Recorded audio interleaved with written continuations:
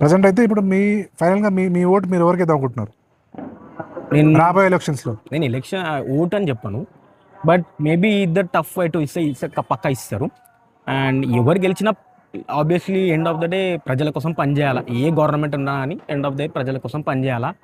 And ఇంకా కాంగ్రెస్కి 3 years time ఉంది, సో ఇంకా చేయాలా, అభివృద్ధి చేయాలా.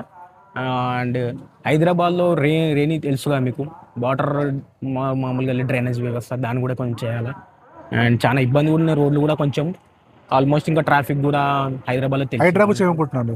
హైడ్రా ఉంచిన అంటే మేబీ ఇట్లా ల్యాండ్ ఎఫ్టిఎల్ బఫర్ జోన్ ఉందని, ఎందుకంటే పేద ప్రజలకు తెలియదు.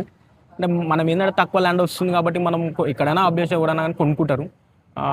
వాళ్ళకి ఏదో ఒక సోర్స్ ఇవ్వాలి, డబుల్ బెడ్రూమ్ సోర్స్ ఇవ్వాలి గవర్నమెంట్. ఇప్పుడు రేవంత్ రెడ్డి కూల కొట్టకుండా వాళ్ళకి ఏదో అదర్ సోర్స్ ఇచ్చినాక తర్వాత వాళ్ళకి కూల కొట్టాలా. ఇప్పుడు అది కూడా చేస్తారు, డబుల్ బెడ్రూమ్ స్కీమ్ కూడా ఏదో చెప్పారు చేస్తారని. చూద్దాం, మేబీ ఇంకా టైం ఉంది కదా.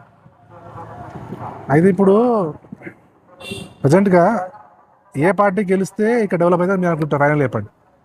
ఏ పార్టీ గెలిస్తే డెవలప్మెంట్ అంటే, నేను ఇప్పుడు కాంగ్రెస్ గవర్నమెంట్లో ఉంది, చేయాలని నేను అనుకుంటున్నాను. కాంగ్రెస్ గెలిస్తే బెటర్ అనుకుంటున్నారు మీరు? బెటర్ అని అంటలేండి, నేను చేయాలా, ఇంకా వర్క్ చేయాలా కదా. వర్క్ ఇప్పుడు మనకి ఇప్పుడు నెక్స్ట్ ఇమీడియట్గా మనకి జూబ్లీస్ బైపోల్ ఉంది, నెక్స్ట్ జేసీ ఎలక్షన్స్ కూడా ఉన్నాయి, పంచాయతీ ఎలక్షన్స్ కూడా ఉన్నాయి. ఏ పార్టీ గెలిస్తే మన తెలంగాణ డెవలప్ అవుతుంది, జూబ్లీస్ డెవలప్ అవుతుంది చెప్పండి.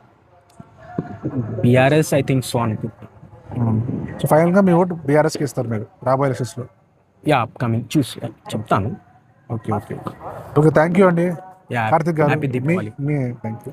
మీ వాల్యుబుల్ ఒపీనియన్ మా వ్యూస్కి చెప్పిన చాలా ధన్యవాదాలండి.